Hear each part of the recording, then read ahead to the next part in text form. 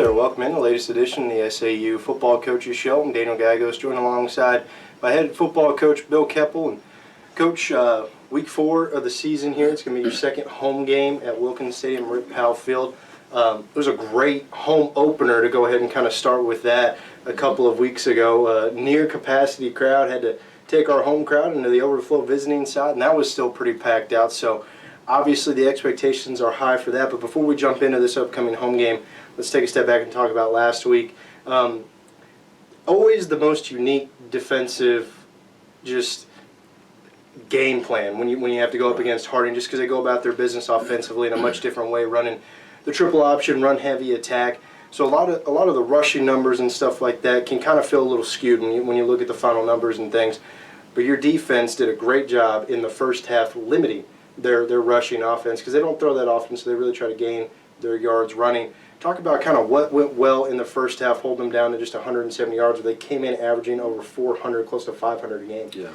I mean, I thought we had a really good plan going in. I mean, we've done a lot of homework on it, and they've been a very disciplined. They execute very well. The triple option, obviously, something you don't see.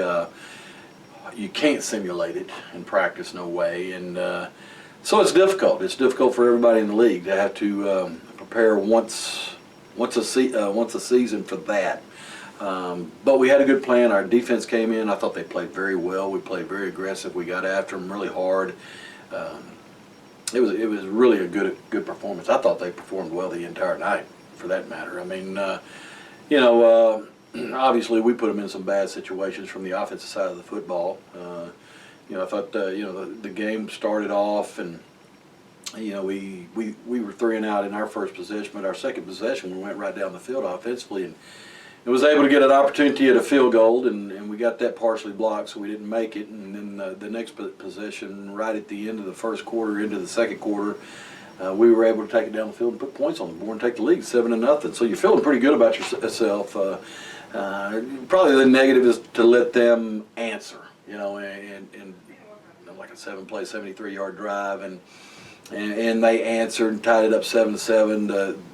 The thing that really is the dagger for us, though, is at that point when the turnovers started, and we drop a ball on the ground on the kickoff return, they get it and go right in, two-play score, and those are the things that you can't do. You can't do against good football teams, and we did it. And not to put it just on the kickoff return, it wasn't just that. I mean, we threw an interception early in the second half after a great goal line stand and moving the ball out, and threw an interception there, which was bad. And then when Barrett went out of the game, Will came in his first play and scrambles out of the backfield, has a chance to make a good run, and gets the ball stripped. And we had opportunities. I mean, we really did. I mean, when you go back and look at the situations,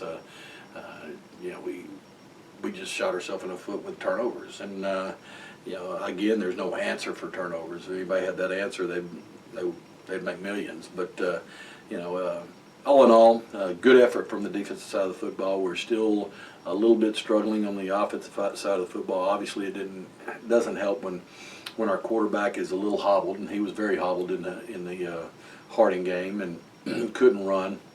So he was basically a standing target for him, and he took a lot of shots. But he brings so much to us offensively, and his capability to read and see things. So just one you got to put behind you. You got to move forward. Harding's been a thorn in our side. They really have. But that's a credit to their program and how good a job they've done up there. And at some point we got to figure out how to flip that. And right now we don't have that formula, whatever it is, and we're still searching for it. But you got to move on. You got to get ready for the next one, and that's what we're trying to do. And despite the loss, it is early in the season, just week 3, and it's really a relatively wide open Great American Conference. 2 remaining unbeaten teams now, Harding and Henderson, and then there's a couple teams, including us, that are sitting there with just 1 loss and a majority of the season left ahead. So there's still a lot of business that can be taken care of, and no conference championship has been decided right now. So spinning things forward to Arkansas Tech, coming into Wilkins Stadium at Rip Powell Field, they're another one of those teams with just the 1 loss. They've had the epitome of an up-and-down season. A big win in week 1. They go on the road and lose to Oklahoma Baptist. Then they turn it back around at home with another win, coming in 2-1. But they're on the road again, and we talked about at the beginning of the show how great the first game was and really how well your program has played at home over the last handful of years. And so kind of talk a little bit about that, some of the expectations, a big game, knowing that one of these two teams, the winner coming out of it, will still realistically have a chance. Oh, yeah. I mean, everything's still out there for us. I mean, I don't envision Harding running the table in this league. They're good enough defensively. I don't know if they're quite good enough offensively to be able to do that. You know, Arkansas Tech, I mean, we've gone back and forth with them, and it's been a tough series. You know, every year we've gone to Russellville, they've beaten us, and every year they've come to Magnolia, we've beaten them. I hope we can continue that. This is a huge game for us. I mean, put us in a situation to be 3-1, going into our homecoming the week after that against Southern Naz, a team that you should beat. You know, you can really get yourself in a nice situation with a lot of momentum going down into the stretch of your schedule. So every game's big. They're all conference games. They all count for the same. You know, for someone to go through our league this year undefeated will be surprising if that happens. I can't see it happening, but right now, obviously, Henderson and Harding don't have a loss at this point. But at some point, they got to play each other. There's going to be one from one of them. So, you know, I mean, it's early in the year. Early in the year, we're still trying to find ourselves offensively right now, and that's our biggest struggle. I mean, as I told the offense the other night in the film room, I mean, we lost, you know, Tevin, starting wide receiver, Tevin McDonald, DeAndre Jenkins, good solid players for us. But, I mean, you know, it isn't like we can't replace those guys or we got them on our team. Obviously, Sidney Moore not being with us definitely doesn't hurt us, hurting his knee in spring practice, not being able to play this fall. We lost 3 in the offensive line last year, but I think our offensive line right now is playing as good as it probably ever has for us here. And I really like our group there. We just got to have some things come together with our skilled people. And, you know, from a running back standpoint, we got to be more confident. We got to be more aggressive as we run the football. A little bit too much hesitation there. And our receivers, I thought they caught the ball well against Harding the other night. Probably our best performance as far as throwing and catching the football.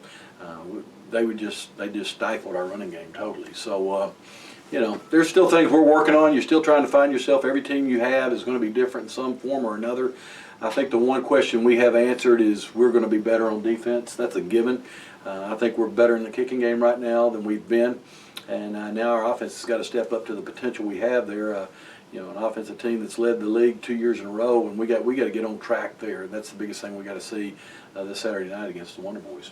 We appreciate very much for your time again. Head coach Bill Keopple, he and his Muleriders back at home, Wilkins Stadium, Rip Powell Field, hoping for another big crowd out there. They kick off this Saturday, 6 p.m. again, taking on Arkansas Tech Wonder Boys. A big GAC matchup. Both teams are 2-1 still, with a lot to play for. Most of the season left on the table. Coach, we appreciate it and best of luck. Thank you, Daniel. Appreciate it.